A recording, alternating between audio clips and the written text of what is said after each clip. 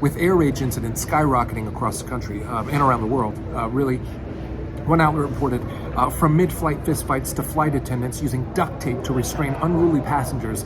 The country saw a record number of air rage incidents in 2021, with airlines reporting more than 5,000 such cases. I fly all the time. I thankfully haven't seen one of these yet, but this is nothing new. In fact, in 1995, one of the worst recorded air rage incidents ever happened on United Airlines Flight 976, and I'll read from the wiki about this incident.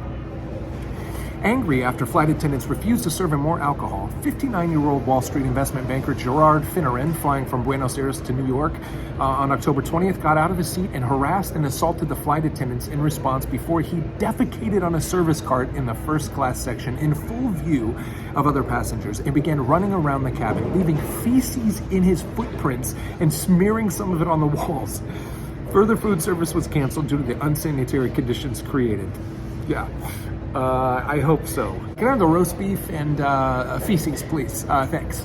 And you got a little packet of horseradish to go with that? It begs the question, with this kind of rage on the rise, what does this say about us, and does it have anything to do with our identity?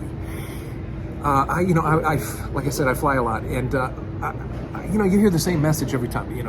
I can almost quote the stewardess over the microphone, giving you the spiel, about keeping your seatbelt fastened. Last week I was on a flight, and it was said in a way that was very interesting. And the pilot came on afterwards and reiterated what the message had been. And he said, "Please remember, the flight attendants moving about the cabin are my representatives, and to ignore their request is against federal regulations."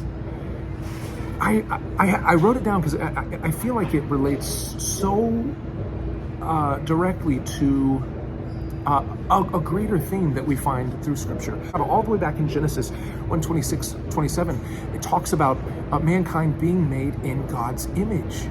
And if we get that part right, which is really what we're called to do, everything else in our life will be fruitful and abundant, and our relationships will be full of joy and peace.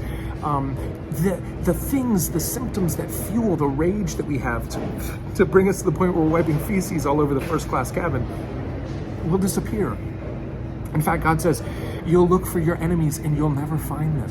When we are in right relationship with God, when we are being His imager, just like the captain got on the horn and said, they are my representative. When we've not represented God in His perfect holiness, a price must be paid, and there's a way that we have been given a kind of atonement through Christ and the cross and His death and resurrection that allows us back into that fold, back into the kingdom, and back into a world where we can continue trying to be the image of God. So that's all I want to say before you go on your air rage and defecate all over a plane.